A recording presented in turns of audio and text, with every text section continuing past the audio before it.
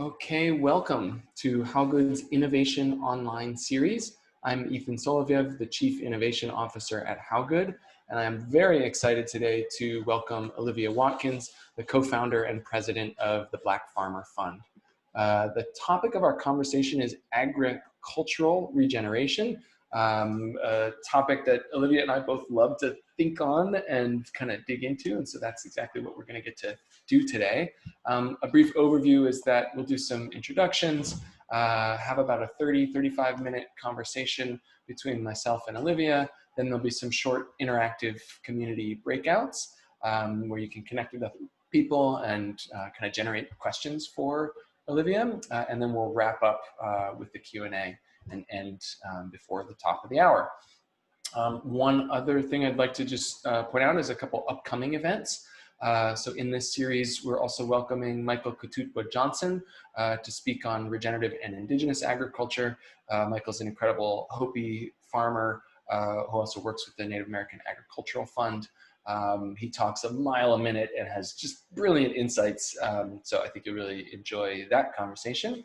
And then Julia Collins from Planet Forward will join us to share her thinking on regenerative agriculture, equity, diversity, and justice in the food system. And then we'll have another perspective from an indigenous farmer, Reginaldo Haslet Marroquin, who works at Regeneration Farms and is developing a very cool agroforestry, he calls it a tree range poultry system where the chickens are ranging underneath the agroforestry tree crops, and brings a really fascinating indigenous perspective to his work scaling up regenerative agriculture. So we hope that you will come to those upcoming events and invite your friends. I will now say welcome, Olivia. Thank you so much for joining us. And maybe you could introduce yourself a little bit. And then also, I don't know, a little bird told me that you got some prestigious recognition or award or something. So maybe you could tell us a bit about that as well in your introduction. Yeah, thanks so much for having me, Ethan. It's really appreciated, and I'm so glad to be here and also just like have a catch-up conversation with you. So a little bit about myself. My name is Olivia. I'm one of the co-founders of Black Farmer Fund, and I'm also a farmer. I'm currently stewarding land that has been in my family since the 1890s, and so this legacy of land stewardship, protecting Black farming legacies, and making space for Black farmers to exist in the agriculture industry is something that is really personal work for me. And I'm currently growing shiitake mushrooms. A lot of that has been thanks to actually Ethan and Diami. I've learned a lot from you all in that space. So I'm glad to be here and share more about other work that I'm doing. And yeah, last week, I think it was last week, or last week I received recognition from Forbes 30 Under 30 in the social impact category, which is really exciting because I received recognition as co-founder of Black Farmer Fund, and I think if anything, it's really great to have this type of work that we're doing have increased visibility on a larger scale to be able to, further our mission that we do with the organization. So yeah, I mean, it's happy to be here. It's amazing. 30 under 30, Forbes 30 under 30 is a huge deal for anyone in any sector, and for you to be recognized for the incredible work you're doing, it feels really important in this moment. And yeah, I'm just curious your thoughts about what does this mean for the next generation of farmers, for the next generation of Black farmers, to see you having Forbes, this big business magazine, saying the work that you and the Black Farmer Fund is doing is important. Yeah, just share some of your thoughts on that. Yeah, that's a really good question. It is a very big deal because for me personally, I'm always interested in trying to build bridges between worlds that seem that it initially seemed like they wouldn't fit together, or that they're, adversarial. And so this recognition for me personally, and that goal is kind of like a bridge that is being built. I think oftentimes in, social justice or in food justice spaces, because we're so focused on taking care of our communities, and so focused on fighting, the things that don't necessarily work, it's hard to kind of step out of that and connect with different industries and spaces that maybe necessarily don't fully align, but are integral and important to the foundations that we operate within. Just thinking about, the farmers that we are, trying to get funding, they all work within the agricultural industry and farming industry that includes, manufacturing, that includes utilities, energy, that includes finance, that includes consumer packaged goods. Like, in order for our farmers to make a livelihood, they need to be interacting with these other food systems, and also, these other industries, and also, finding ways to exist outside of those industries as well as they continue to make livelihoods. So I think this is, one of the first of many kind of steps in, figuring out how we continue to build those bridges as we continue to have our work evolve. So so it's really exciting. And also, I'm 26, so it definitely feels like a really great accomplishment. I'm just getting started in many ways, and I know that I have put in a lot of work and effort, in my early days of my lifetime of a career in this work. And so it feels great to be affirmed that this work is important and needed on a larger scale. So I look forward to,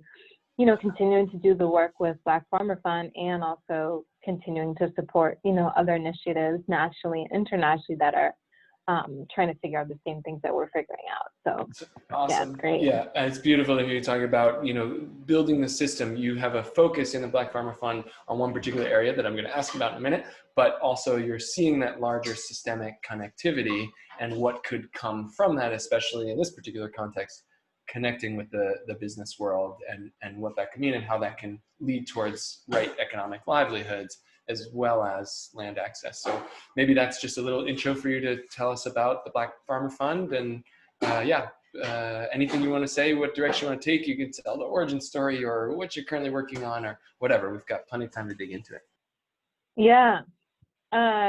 So I'll tell the origin story. I feel like that's always the most fascinating, because unless I've had a conversation with somebody, very few people know that. So the organization started pretty much at a farmers conference in 2017. Myself and one of our co-founders, Karen Washington, we were at a farmers conference, and there was a breakout room for POC farmers who were at this conference.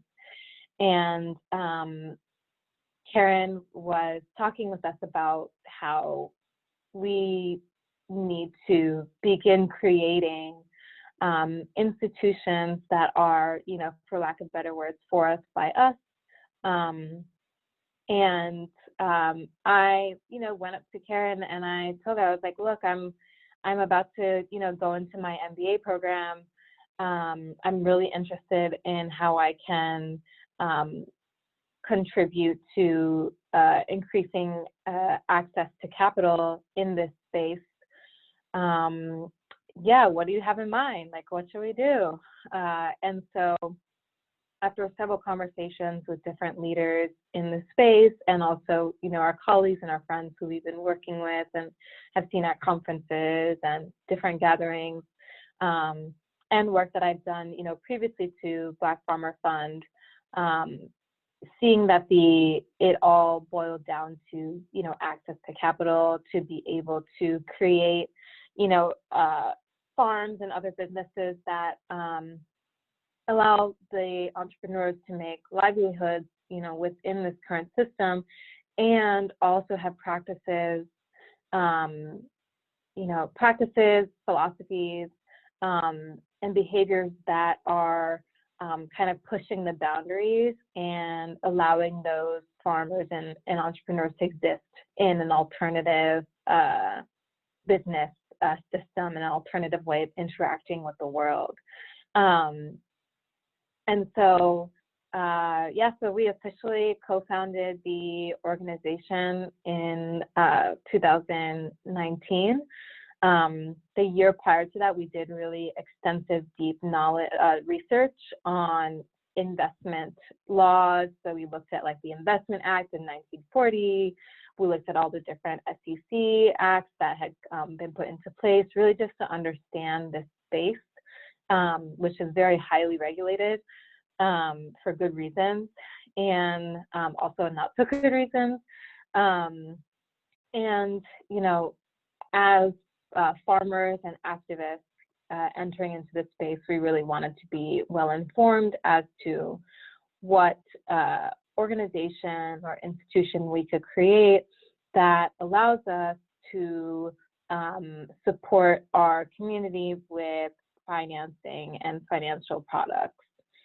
There are a lot of really great organizations that provide grants to farmers, and that provide TA, and that provide other educational programming, but there really are no financial institutions that operate within the context of the racial inequities that we see in this world today, and have products and solutions that are available to people who have been extremely oppressed to scale up their existing business, or a business that they're looking to bring into this world in a way that aligns with values that prioritize ecology, that prioritize community building, that prioritize well-being of employees, and that prioritize building economy for communities that have not had the opportunity to do so. Amazing. And so the Black Farmer Fund is stepping into this space where you saw a gap. And so the primary, tell us a bit about the primary purpose and the sort of work that you're doing now. Yeah, so we focus on 3 different things. So the primary one is investing. So we currently are in the process of processing applications and applicants to be able to provide funding to a small first cohort in a pilot fund. And so we basically want to provide loans and grants and an integrated capital and reparative finance model, which basically has different strategies to help businesses leverage capital to access more capital, or to access capital in the form of that looks like a subsidy, for instance.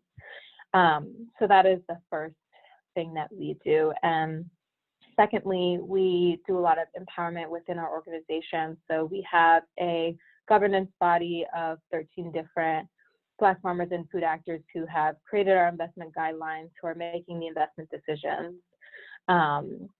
And that was really important to us because we really wanted to be a community investment fund that was governed by the communities that we are looking to serve. Additionally to the empowerment that we do internally, we also are excited to provide mentorship and other business support to organizations that we fund, or organizations that we may not fund in this particular moment, but would like to support to get to that point. And also, of course, we come from a grassroots organizing background, so we would not be complete without, organizing work, and that's kind of the third part that we focus on. So we are in many different kind of consortiums and collectives. One really big one for us is what we call the ecosystem. And it's basically a collective of 5 different BIPOC-led organizations in New York that are establishing or have established institutions in New York that are supporting farmers. So while Black Farmer Fund intends to be like the financing arm, we work closely with Soulfire Farm and Farm School NYC, which are the programmatic and TA support. Corbin Hill Food Project is really, really great at food distribution into currently New York City, and they have been doing that for 10 years. And so we're looking to be able to connect folks that we finance with Corbin Hill. And then we also have Northeast Farmers of Color Land Trust that works on land access, whether or not that's through acquisition of land, helping to process conservation easements, land gifting, succession planning, things like that. So it's really important for us to not operate in silos and be kind of service to these other organizations as we continue to, build out this pipeline of Black farmers who are receiving, financial support and access to capital, making sure that they have everything else that they need to succeed. And we also support Black Farmers United New York State, which is a coalition of 30 different Black farmers in New York that works with the state to advocate for, different solutions to improve, policies around how the state is supporting Black farmers. And there's so many other different, things that we are always, co-signing, always wanting to support. We really don't want to operate in a silo, and we really understand that, community interdependence and self-determination is really important. So how can we continue to support organizations who have been doing, this work for a very long time, and we are, just getting started with our work, but it is based off of a legacy, a decades-long legacy of organizing work and supporting farmers in New York State and beyond. I mean, the statistics, it's amazing. The statistics also sort of point to and show the need for your work of investing directly in Black farmers and their both land and the business side. I think the numbers are something like, and let me know if I've got these wrong, but 57,000 farmers in New York State with only 139 that are Black. Am I getting that more or less right? And I'm just curious, like, what's your path? What do you see as the path to shift this? Yeah, so those statistics are based off of USDA Census data from 2017. So, we're really looking forward to what the updated ones are, and I wouldn't be surprised if they were even lower, but we're not hoping for that outcome. But I think, when you look at those numbers, and there are so many different other, numbers that help to inform our work. So that about, the lack of diversity in terms of number of Black farmers. But, it wouldn't be enough for us to be like, okay, so our goal will be just to get as many Black farmers as possible on the scene, because then where are they going to sell to? What's their distribution chain? For us to be able to focus only on that, but not be able to support them with, access to markets or access to a larger food system that they can supply to and sell to would be, it wouldn't actually really address the problem. So we looked at other numbers, like how the average Black farmer in New York only has 77 acres, but the average white farmer has around 200 acres. And so what that's telling us is that Black farmers are not even able to compete successfully on the economies of scale, global agricultural scale, where the more space you have and the more you're able to produce, the lower your costs are and the better your profit is. then also simultaneously, like, it also tells another story about how, okay, well, most Black farmers are probably opting for, as a result of, loss of access to land, these farmers are maybe creating practices or practicing different sustainable agriculture practices that are, focused on small scale regenerative. So it might be easier to find folks who are more aligned with, the type of work that we're doing. And then, there are other numbers, like when looking at, the net cash income of farmers. White farmers, they make around $42,000 a year, but Black farmers make around negative $900 a year. And so that to us kind of said that, okay, so there is some type of, like, clearly, in the $42 billion ag industry that is in New York State, there's something that's happening where Black farmers are not getting access to markets, or they are having a hard time mitigating their costs, or there are other, like nationally systemic racial issues that are preventing farmers from being able to, get to that point of making $42,000. So that's us saying that, in any sort of financing that we do, we need to be able to subsidize, create subsidization options, or, have the larger context in mind. So, like, thinking about, like farmers, for instance, like a lot of young farmers right now are coming out of school with lots of student debt and have worse credit, just generally. And so, taking that example and thinking about, well, what would it look like for us to be able to give a farmer a small loan with, a low principal, a low interest rate, and, a shorter time period, so that way they can demonstrate being able to pay something back on time. And that is a way that they can increase their credit score, or even show to other lenders to leverage that to access larger amounts of capital. Or, what would it look like for, like, a lot of farmers who, if there's a farmer who needs a tractor, rather than them, getting financing from a John Deere, what would it look like for us to give them a grant to be able to pay down that tractor, so that way they don't have to take on more debt for, the indirect costs, and they could opt in to get a loan for direct costs that, will directly generate revenues from the crops that they're producing. So that statistic kind of allowed us to try and think a bit outside of the box in terms of how we would do financing. And also, just there are a lot of really great organizations, nationally that we've been learning from, like Boston Ujima. We've been learning a lot about their community governance model. And also Namaka Agbo, who's now with Katali Foundation, has shared a lot with us on reparative financing, and Mark Watson as well from Fair Food Fund.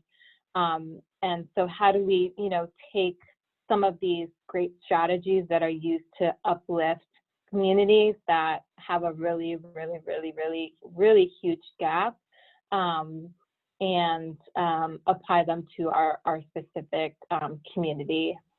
Yeah, I mean, it's so clear in the way you laid it out that it's not just the money. It's like, I understand now more why you do those three things. It's the investment, but then it's the mentoring and also the organizing of the community, so that it's not just putting money someplace that it doesn't have a container to hold it and help it grow. And I love the little thinking about, like, or the big thinking about the little spot of, here's one loan that you could do, but then pay back quickly. And that's sort of that shifts the system and what they're capable of doing beyond that.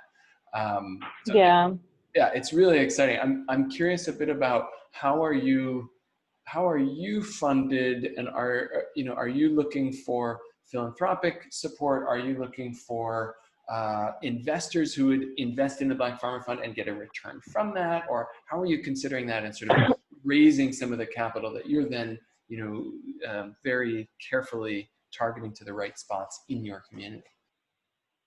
Yeah, that's a really great question. So we've really thought long and hard about, like, how we wanted to fund raise money and like what types of capital we wanted to take. And it really was based off of our desire to be, you know, a buffer and kind of like a protective wall for our community, right? So we wanted to be able to take in capital and be able to give favorable terms to, you know, the applicants, so that way they could, you know, for once have a really great relationship with the lender who's genuinely interested in the well-being of, you know, the farmer, the community, within the context of, you know, the systemic issues that come into play, and like realize that we want it to be as adaptable as possible. So with that in mind, you know, our fundraising is multi-pronged. So we're a 501c3, and we initially, you know, decided on that model because we wanted any funds that we take in for investment to be community held. So in nonprofits, no one person has ownership over the organization. And so, you know, any funds that come in for investment, you know, are, you know, circled in perpetuity, you know, until we decide that, you know, the need has been met and we sunset the fund. You know, versus, you know, one of the members of the organization receiving a return on that. That was really important for us. And it also allows us to take in philanthropic capital for our operating costs, philanthropic capital that will go directly into the fund.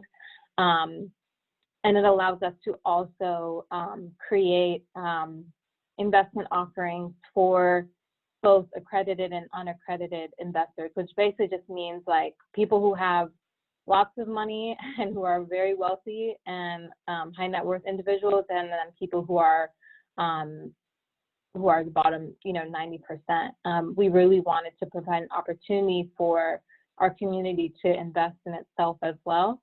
And so that kind of also goes back to what I was saying earlier about the Forbes of building those bridges. Like, it's really important for us to gather, you know, these organizations together that, you know, operate in silos to collectively,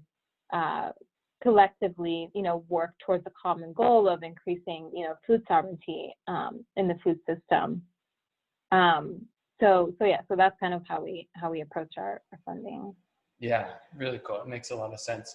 I have a question more from, you know, some of the folks on the call work with the food companies, the sort of CPG consumer product companies that are out there in the world. And I'm curious if you've thought, again, to this bridges point of what might be the role of companies like this, of brands, in supporting your work. I mean, of course, they could donate to the Black Farmer Fund from their charitable side, but are there other ways to sort of interconnect with the products that they're creating and selling in the market, and make that help and support, you know, the Black Farmer Fund and the larger BIPOC farming community, and connecting to and supporting and buying from their funds?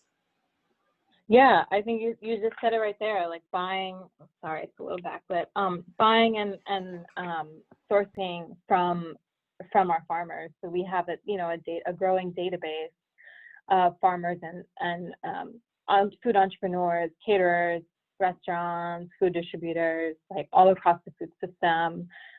People who are just getting started with farms, who have been in farm, you know, in their operations for 30 years.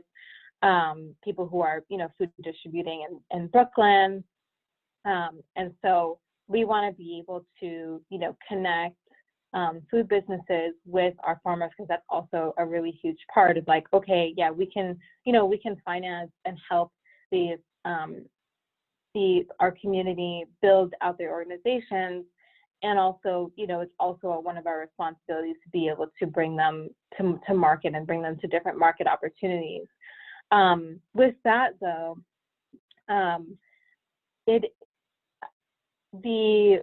when thinking of sourcing from communities of farmers or communities of suppliers that have been marginalized, the assumptions as to which you do normal sourcing from communities who have not been marginalized cannot apply to communities that have been marginalized. And so, like, for instance, we, you know, what does it look like for when a really large, you know, CPG wants to be able to source from a Black farmer that has, you know, a 10-acre farm and can only produce, you know, 10 pounds a week of kale?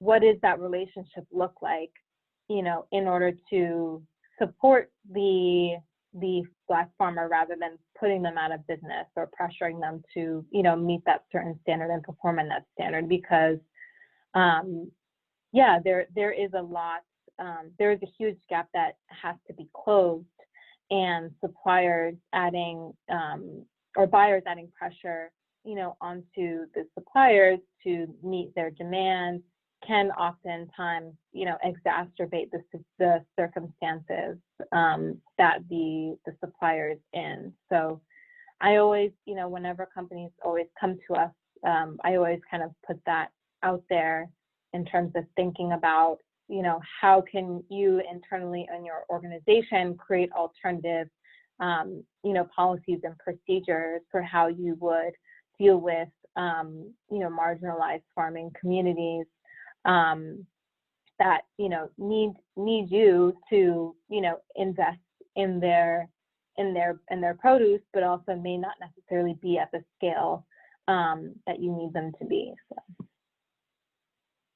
Yeah, thank you. That's really clear. And it sounds like, again, as you've pointed to a couple of times here, it's not just a transactional, like, here's the money, we want to buy this, or here's the money, go fund this. It's actually something in the relationship, in the how you are seeking to purchase from a particular farm or farmer that becomes really important. There's a couple questions coming in here. I'm going to take one of them and then do a little more, and then we'll go into breakouts just for a couple minutes to generate other questions. But it's connected right to that one. This is from Rebecca, who's basically asking, have you thought about or been inspired by or considered some of the smallholder cooperative models that we see sometimes in, for example, coffee or cocoa, or many of the sort of fair trade cooperatives that are around the world for different ingredients? Is that something you've considered?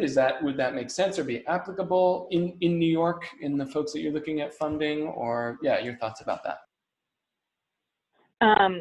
So Rebecca is asking about specifically about investing in, or more just farmers like more like buying from a like is the community such that there could be a cooperative of farmers that would like pool their goods together and then sell to a CPG, for example? I or see. Yeah. Yeah, that's definitely, that is very much embedded in our investment guidelines in terms of how we, you know, make our funding decisions. You know, with our kind of community pillar, it talks a lot about, you know, what does the decision-making structure look like in the organization. And so that could range anywhere from, like, you know, I'm an LLC, but, you know, my employees, you know, have ownership shares in my LLC, or we have, you know, an ESOP program, to, you know, a more like formal cooperative business. So that's very much embedded, and we would, yeah, we are prioritizing investing and funding those types of businesses for sure. Awesome. Okay. Because that is, you know, that is the strategy as to how, you know, community wealth is built, by providing people with ownership and opportunities for power. Yeah, and that goes right to my next. So I'm going to ask one little last question before it's not little, but one last question before we go to breakouts, which is basically for you to hear your thoughts on this idea of regeneration. You know, often we talk about regenerative agriculture as sort of like, people talk about it as a set of farming practices, and yet it seems like it needs to be bigger than that. So yeah, just curious to hear, you know, what does regeneration mean to you in this context? Is it just practices? Is it more cultural? How do we kind of bring these together and think about it all as we're working on, in the direction that you're speaking to from the Black Farmers Fund? Yeah, that's a really great, I appreciate that question, because for our organization, we,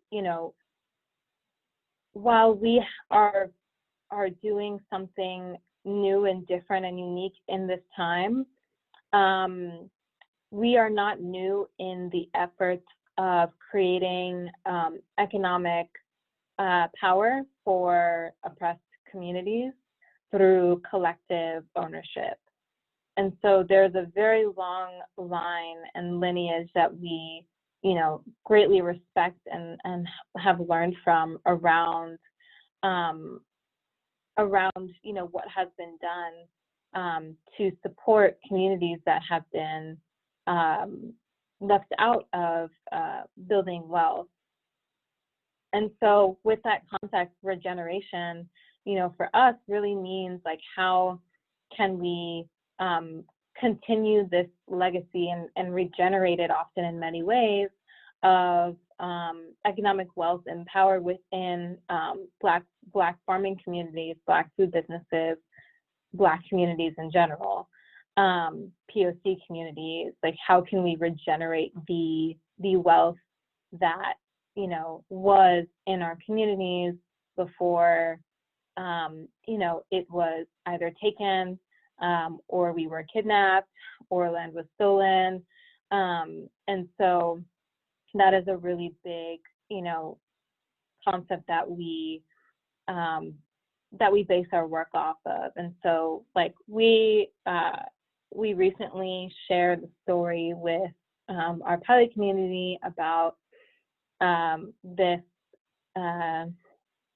fund that was created by a Black woman, like, very, very, very few years after Emancipation Proclamation. It was maybe like 5 or something like that. I don't know the exact number, but it was right after Emancipation Proclamation, and she created a pension fund for ex-slaves to be able to pool funds together to purchase land, create livelihoods, etc. And so this, tradition of regenerating our communities after an immense amount of violence and destruction has been an ongoing, long-term thing that we are a part of.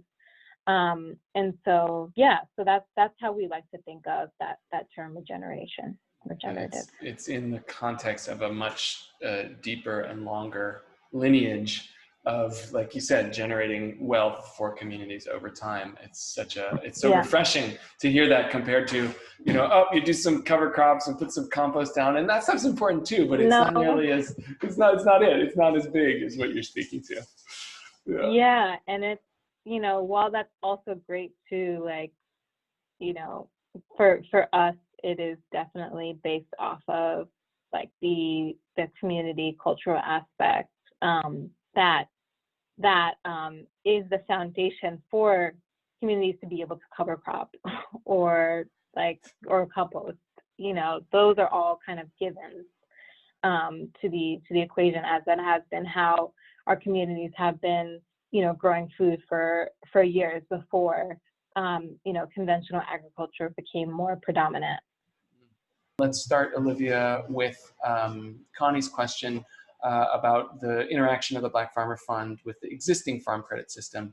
Are any of the New York regional banks engaged with you yet? Just your thoughts on that. Yeah, that's a really great question, because I think it goes back to like the bridge building. While we don't necessarily operate in a similar way to how the farm credit system does, we do definitely want our applicants to be able to take advantage of that if that's something that they desire. So we basically focus our work internally on how we can support the applicants that we're working with to get them to a position of, if this is their desire, a position of, what they would deem, what some of these farm credit institutions would deem good standing, and be that, support to like bolster them up to that level. But So that's pretty much, we're not necessarily avoiding it. We just know that we have there's so many different things that need to be done. And so our focus is on that. But we do want to support farmers to get to the point where they can access that capital if they need it. Awesome. Thanks for asking that. It's a great question. Other thoughts, questions from anyone here? Again, you can put them in the chat or raise your hand or go off mute. And if I don't hear any, I got a couple more, but yeah, curious if anyone else has thoughts. I think Connie has raised her hand. Yeah, let me see if we can. Okay, go. You should be able to unmute, Connie. Thanks. Yeah, sorry, I can ask questions all day. I want other people to, but I'll ask one since I can. What about like the tech side of things? I work in agri-tech VC primarily, and there's obviously massive disparities in who gets access to funding. You guys engage with that at all, particularly? And the other side of that my organization Ag Launch works on too is getting farmers equity ownership in startups so that they actually can get upside, and it obviously would be ideal to incorporate more BIPOC farmers into getting equity ownership in startups. Do you touch that at all? Yeah, those are two great questions. So for the tech side of ads, we aren't really involved in that at this point in time. Really, like in terms of how we're thinking about investing, is primarily focused on, community wealth building. We have had applicants that come in who do have like an ag tech component to them, but our deal breaker is basically like, what are you doing within this really great ag tech business to build wealth for your employees and build wealth for your community. So we don't have like a specific focus on investing in those types of businesses, but we do welcome them. And when we welcome them, we also want to make sure that they're aligned with the mission. And for equity, what I'm hearing you ask is, I'm assuming that you're asking if we are also doing equity investment in addition to. I don't think she can unmute herself. Should be able to. Thanks. Now I can. Sorry. No, yeah, I know. I mean more. My thought process is getting farmers to own equity in startup, getting the upside, right? Because oftentimes they bear the risk of trying products, and there's no upside. It's the tech bros fixing ag who get all the upside. And I don't know if you're involved. Way to make Black farmers more money is what I'm getting at through equity ownership. Yeah, okay, that's a really great. So basically you're like, what other opportunities have we looked into to help support, farmers that aren't necessarily like directly investing into them, but maybe by, providing them other alternative financing options. And that's something that we would definitely be interested. I've never heard of that concept before. So we should definitely talk about that. But I think, in thinking about that and in thinking about how that would land on our community, ownership is a really big component. Sorry, my cat decided to jump up. Ownership is a really great, big component of, what we do and what we think about. And, we were really intentional about not having ownership over the fund because we wanted it to be for the community. And at the same time, there are certain businesses, scalable businesses, that maybe fits within a more VC venture capital model that would, be great at scaling for the purposes of generating revenue for the farmers. And we're really all about trying to figure out, alternative methods of generating that revenue for farmers while we don't necessarily intend on operating on a VC scale because we feel like that would be putting way too much pressure on our farmers to perform at a really unrealistic pace and level given seasons and risk of farming. We really do want to be able to get to the point where we can, talk with. So like the one way that we generate revenue for the fund is by donations from